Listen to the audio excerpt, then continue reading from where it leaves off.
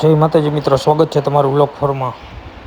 આ શું એક બકરા આવતા હતા, એક બકરા જતા હતા। હું બકરા સ્કૂલે જઈએ, रुको जरा सबर करो। આગળ ગયો સોસાયટીની બારે બે વોચમેન હતા। તો ફાઇનલી આપણે નીકળી ગયા શેઠની જાદુને લઈને સાઈટ ઉપર એક ફોલ્ટમાં। સાઈટ ઉપર પહોંચ્યો તો કંઈક પેનલનો આવો નજારો હતો। મકાન માલિક કે શોટ લાગે છે। સવારમાં વાતાવરણ કંઈક આવું હતું ભાઈ। अभी मजा आएगा ना भिड़ो।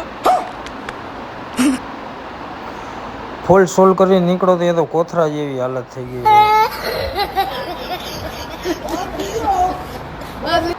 ત્યાં શેઠની જાદુ કે ભાઈ રેડબુલ પાઈ દે, નકર શેઠને કહી દઈ શકે। ફાઇનલી આને ભાઈ આજે તો લીટર એક પાઈ દીધું રેડબુલ। મેં કીધું રહેવા દઈ જાય, કહેતી નહીં। એને રેડબુલ પાઈને મારી પાસે પૈસા ન લીધા, એક 10 વાળી છાશ પી લીધી। तू समझा?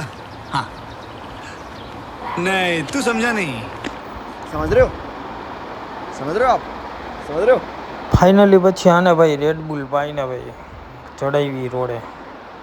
હોરમાં કંઈક આવો નજારો હતો ભાઈ કલાવર રોડનો। चल चल चल चल ए गाड़ी स्टार्ट कर। શેઠની જાદુને લઈને જવાનો હતો ફાઇનલી મોટા મોવા। મેં કીધું 110નું રેડબુલ પાયું, હવે જો હતું। ફાઇનલી આપણે મોટા મોવા ગામમાં પહોંચી ગયા હતા ભાઈ। કામ પતાવીને મોટા મોવાને બાય બાય કરી દીધું ભાઈ। ચડી ગયા આપણે વળી પાછા રોડે।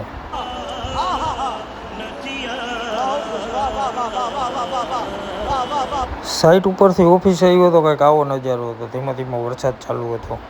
વળી પાછો ભાઈ આને રેડબુલ પાઈ દીધી। મેં કીધું હાલ ભાઈ તને લઈને હવે જો તારી હાટું એક સરપ્રાઈઝ છે।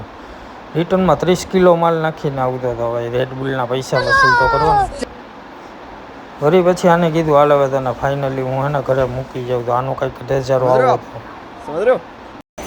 ફાઇનલી શેઠના ઘરે પહોંચી ગયા। હું આપણી બિલોરાની પેટ્રોલમાંથી LPG બનાવી દીધી।